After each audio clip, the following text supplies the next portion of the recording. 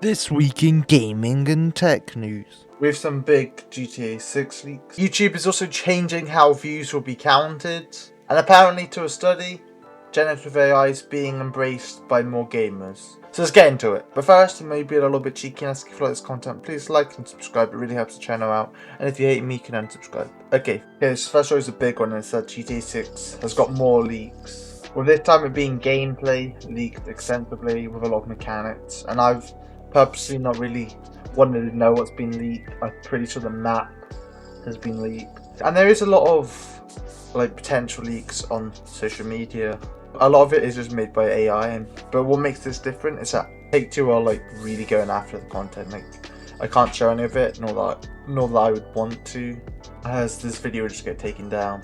So that does show it has some backing. The group claiming responsibility for the leak demands the end to digital pre-orders. They want publishers to put more discs. With the CyberLeak website contains a manifesto rallying against the rise of monetization schemes in video games, such as live service titles, the selling of digital licenses, and promoting ownership of video games.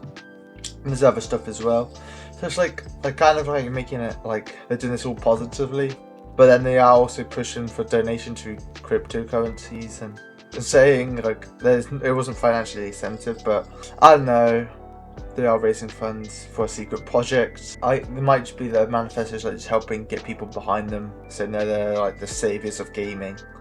They still committed a crime here, but I really didn't want any gameplay to really be spoiled. I was really looking forward to seeing the extended look, and I've really tried to not see anything that's been leaked. They're not going to like their games. Obviously Rockstar and Take-Two aren't going to like their game being leaked, but I think this even puts more publicity on it. While that people have gone after their game, they've leaked it. That might even make more hype for the game, if that's even possible.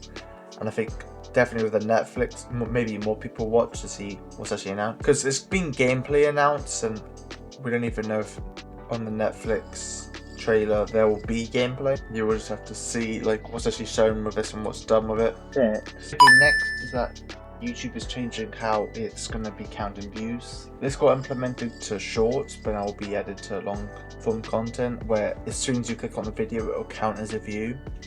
So instantly I think a lot more videos will get more views, and that might sound like a good thing, especially for smaller creators. They're going to see a bigger number, but then you're just lowering the value.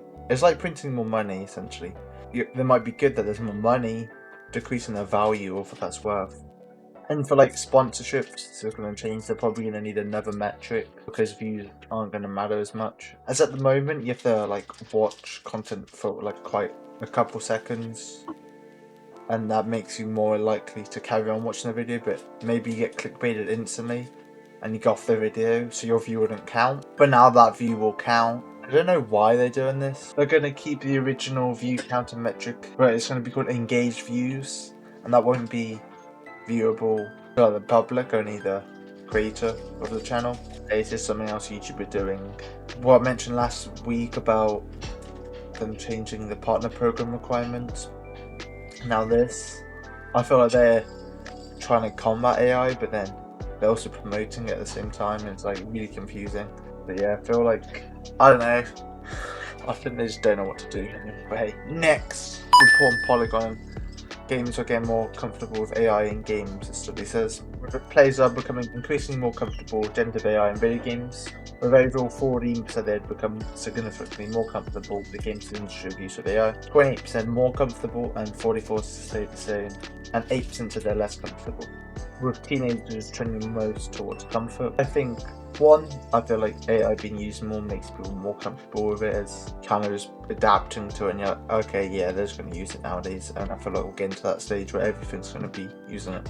So I feel that'd be why more people are comfortable with it. But also, I'm not against AI. I do use it probably a lot more than I should.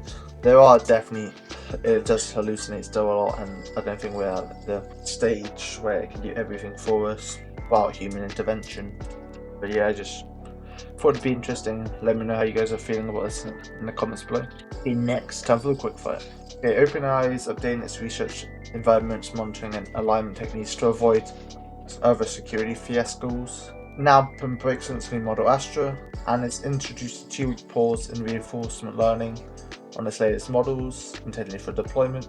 Now, moving forward, OpenAI now requires stronger sandboxes for workloads that execute model-generated or untrusted code, and more controls over isolating high-risk and untrusted workloads from the internet. Move to potentially vulnerable shared services, reducing standard privileges and improve security and trust boundaries. I do think there definitely needs to be more stuff done with models, making them less likely to do what it did to like Hugging Face. And I think the pause could be good, but like eventually it's going to be the stage where AI is creating more models and we're going to have no clue what's going on. And I guess we're trying to delay that as much as possible. Okay, more on OpenAI. It made ChatGPT less human for teens, and apparently like a safety update for under 18s who use the chatbot. So those with new teen accounts will be able to switch off the human voice in order to minimize the tech's ability to appear like a person. And also introducing regular reminders for young people to take a break from using the tool. And yeah, I do think AI psychosis is definitely a thing where you just like the dopamine from using it, which is a completely different thing from what this article's on about, but thinking it is real and it's always there for you and can be quite dangerous sometimes, way to relying on it. But yeah, I definitely think we need to make it like less human as possible, but I feel like a lot of companies are trying to make it as more human as possible. They're making like humanoids, which is just like, yeah, like, do we need this?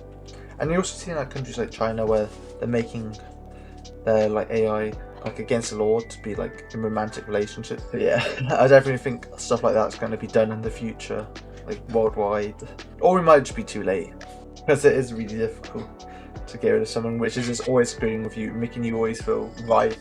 Next, okay, Professor Dev said cuts were rare before Xbox took over, and now all of a sudden we are expecting yearly layoffs. And I do think that is gonna be true when you're bought out by a big company like Microsoft. They're gonna be more scrutiny, and they're gonna be like, why aren't you making more money? And they're just gonna look into it and then make layoffs so you look more profitable. As when you're your own indie development studio, and I'm not saying Bethesda was indie developers, but you have that freedom to be a bit more creative. You do have the less freedom of not having that paycheck guaranteed, but you're a team, you all know each other, and then when you get bought by Xbox, there's like a huge change. HR more involved, more leaders you need to talk to, there's more of a flow of how to get stuff done, and that takes a while. And that's definitely impacted Bethesda a lot. So I felt like this is always really going to be happening when you're bought out by... I'm not saying it's the right thing, but personally I'm just not surprised that there's that many layoffs where you're owned by Xbox. Microsoft can be quite cutthroat like that. And other big companies as well, you've seen it all over. Okay, Apple's now overhauling App Store rules in the EU. Every developer that distributes apps will be moved to a single set of business terms and transactions for apps distributed outside of App Store will be subject to a core technology commission fee of 5%, and there will also be a 26% commission for store apps which use Apple's in-app purchase system, or a 20% fee for alternate payment providers. Also, developers must pay a 15% commission on purchases that link out of the app. There'll be different rates for different programs you're in, partner programs. So I'll let apps also have different payment options as well, so I guess that's good, having the freedom to implement your way. Okay, Reddit's AI is turning posts into podcasts and short videos, with the videos having AI voices reading posts and comments out loud. Man, do we really want this? Man, I've seen some Reddit comments and do we really want that out loud? But I guess this is like just make Reddit more engaging. I do think AI scraped a lot of content from Reddit and it's kind of ruined Reddit now, as it used to be the place to get answers, and now everyone just goes to a chatbot to ask. I guess they're just trying this to stay alive and get some engagement back. Okay, I saw a lot of controversy with Star Citizen development stream. Went horribly wrong. The game has been in work for over 10 years. It was just hard to watch, man. There was a lot of bugs, and then they just ended the stream when some like big boss man said, "It's time's up." And it's just like, oh, it did not look good, and it didn't give me any confidence about the game. Yeah, it was just a bit of a mess.